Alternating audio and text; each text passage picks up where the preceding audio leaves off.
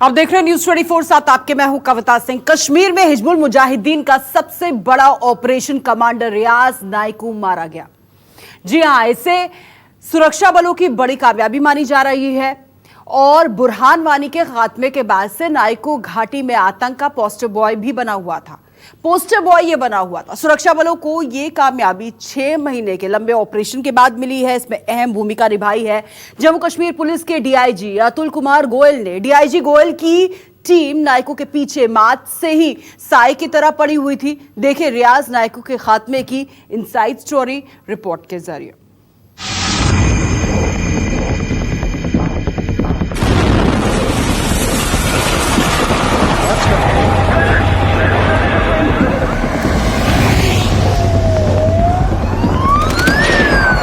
हमारे फोर्स ने रिटेलिएट किया।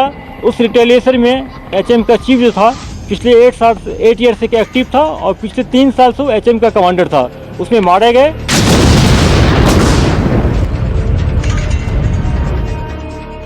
Operation commander Hizbul Mujahideen.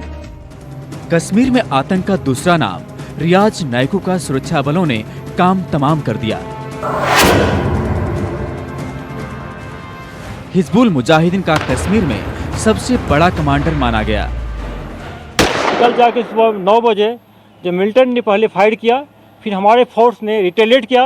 उस रिटेलिएशन में जैसा कि हम सब जानते हैं एचएम का चीफ जो था पिछले 8 ईयर से एक्टिव था और पिछले 3 साल से एचएम का कमांडर था, उसमें मारे गए। ये police, JNK police, CRPF, army, सारे सिक्योरिटी फोर्स पे बहुत कामयाबी की बात है। ऐसे में सवाल उठ रहा है कि सुरक्षा बलों को इतनी बड़ी कामयाबी कैसे मिली? आतंकी रियाज नाइकू के गुप्त अड्डे का पता कैसे चला? रियाज नाइकू के बारे में सटीक जानकारी किसने दी? सुरक्षा बलों के जवान रियाज नाइकू तक कैसे पहुंचे? कश्मीर पुलिस के किस टीम ने नाइकू को सबसे पहले घेरा? कितने दिनों के ऑपरेशन के बाद नाइकू का हुआ खात्मा? हिजबुल मुजाहिदीन के पोस्टर बॉय यानी रियाज नाइकू के खात्मे की पूरी जानकारी के साथ मीडिया के सामने आए जम्मू कश्मीर पुलिस के आईजी विजय कुमार। तो टोटल कल 4 टेररिस्ट मारे गए, जिसमें एक एचएम का चीफ था और बाकी 2 एलटी के थे।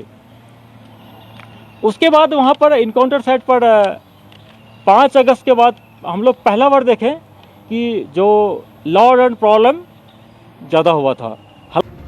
विजय कुमार के मुताबिक जम्मू कश्मीर पुलिस की टीम पिछले 6 महीने से रियाज नाइकू का पीछा कर रही थी, लेकिन जब कोई कामयाबी नहीं मिली तो रियाज नाइकू को पकड़ने के लिए एक स्पेशल टीम बनाई गई। पिछले 6 महीना से एचएम के कमांडर रियाज नाइकू के पीछे थे, इन्फॉर्मेशन जनरेट करते और अभी तक में 5-6 उनके हाइडेड को हम लोग बस्ट कर दिए थे। बहुत सारे रेड मारे, कामयाबी नहीं मिला था। लेकिन मार्च फर्स्ट वीक में पिछले 6-7 दिन से इन्होंने अपने काम को और तेज़ी लाया और टीम को रात दिन, कभी कभी ऐसा हुआ कि इनके टीम ने रात में सिर्फ 2 घंटा 1 घंटा सोए, जगह रहे कंटिन्यूस, एक ट्रैक करते कि उसके मूवमेंट को, उनके ओजीडब्ल्यू को, उनके कुछ ओजीडब्ल्यू को अरेस्ट कर गया, इंट्रोगेट किया गया और बहुत पिन पॉइंट खबर मिला। सेना की ऑपरेशन ऑल आउट ने पहले ही आतंकियों की कमर तोड़ रखी थी, लेकिन रियाज नाइकू लगातार घाटी में अपना आतंकी लश्कर बढ़ाने में जुटा हुआ था। इसने कश्मीर घाटी में अपने कई गुप्त अड्डे बना रखे थे। जम्मू कश्मीर में फोर्सेज की कई स्पेशल टीम्स लगातार पिछले 6 महीनों से हिजबुल चीफ रियाज नाइकू मोस्ट वांटेड मिलिटेंट को पकड़ने के लिए कई इलाकों में दिन रात दबिश दे रही थी। इस दौरान रियाज नाइकू के कम से कम दक्षिणी कश्मीर में 6 हाइडआउट पकड़े गए, लेकिन हर बार रियाज नाइकू फोर्सेस को चकमा देकर भागने में कामयाब हो रहा था। सुरक्षा बलों को चकमा देने के लिए किसी भी अड्डे पर ज्यादा देर तक नहीं रखता था। ऐसे में जम्मू कश्मीर पुलिस ने सबसे पहले नाइकू के गुप्त अड्डों पर फोकस किया और एक एक कर उन्हें खत्म करना शुरू कर दिया।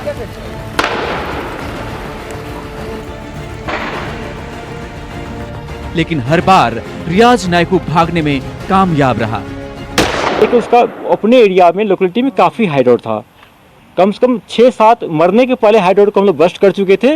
ये 7वां हाइडआउट था जिसमें मिला ये, और बहुत कंट्रोल से होगा। हंदवाड़ा में आतंकी के साथ मुठभेड़ में 21 राष्ट्रीय राइफल्स के कमांडिंग अफसर कर्नल आशुतोष शर्मा, मेजर अनुज सूद समेत 5 परम गति को प्राप्त हुए। इसमें जम्मू कश्मीर पुलिस के सब इंस्पेक्टर शकील काजी भी शहीद हुए।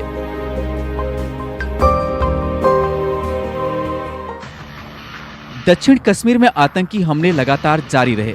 ऐसे में कश्मीर पुलिस और सुरक्षा एजेंसियों पर दबाव बढ़ा। इस बीच खूंखार आतंकी नायकू के उस ठिकाने की ठोस जानकारी मिली जहां वो अपने आतंकी ब्रिगेड के साथ छिपा हुआ था। पुलिस की छोटी टीम ने पहले उस घर को कॉर्डन कर लिया, बाद में आर्मी को बुलाया गया, सीआरपीएफ को बुलाया गया और पहला दिन सर्च करने पर उस घर में कुछ नहीं मिला। फिर भी हम लोग इतना कंफर्म थे कि इसके अंदर मिलिटेंट है, या तो अंदर में होगा कहीं हाइड आउट में।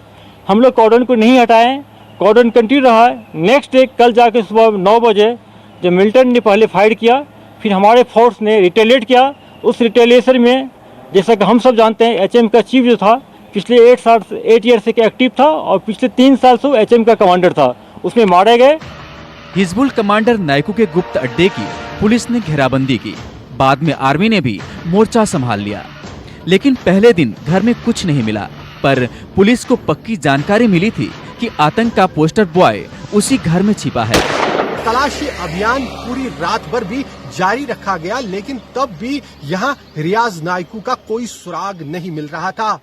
लेकिन स्पेशल फोर्सेस की टीम को क्योंकि सटीक सूचना मिली थी कि रियाज नायकू इसी हाइडआउट में कहीं छुपा हुआ है, इसलिए इन्होंने ऑपरेशन को लगातार जारी रखा और आखिरकार दूसरे दिन 9 बजे के आसपास यहां छुपे रियाज नायकू ने अपने साथी के साथ फोर्सेस के ऊपर फायर खोला। पुलिस और सुरक्षा एजेंसियां पूरा इलाके पर नजर बनाई हुई थी। उन्हें पता था कि हिजबुल का टॉप कमांडर सिर्फ कुछ मिनट की दूरी पर छिपा है। अगले दिन फिर एक्शन हुआ। पुलवामा जिले के बेगपोरा गांव में करीब 12 घंटे की मुठभेड़ में सेना ने हंदवाड़ा के अपने वीर जवानों की शहादत के 3 दिन बाद बदला लिया। सेना ने सुरंग में छिपे नायकू और उसके पलटन के दूसरे आतंकियों का भी काम तमाम कर दिया।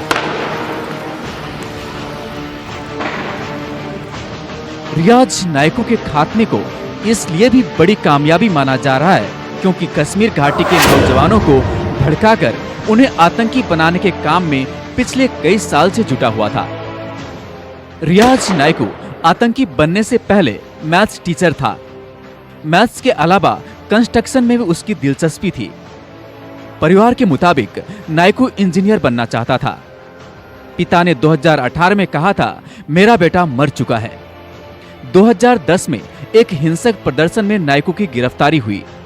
2012 में पुलिस ने नायकू को रिहा कर दिया, लेकिन 2 साल में रियाज नायकू पूरी तरह बदल गया। 2012 में कॉलेज फीस के नाम पर पिता से 7,000 रुपए लिए। 2012 की उस रात के बाद रियाज नायकू किसी को नहीं दिखा।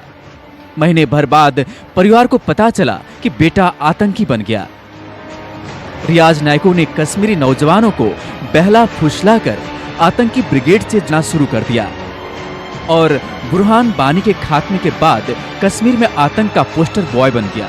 इस साल जनवरी से कश्मीर में अब तक आतंकियों के खिलाफ 27 ऑपरेशन चलाए गए, जिसमें 64 आतंकवादियों का सफाया हुआ।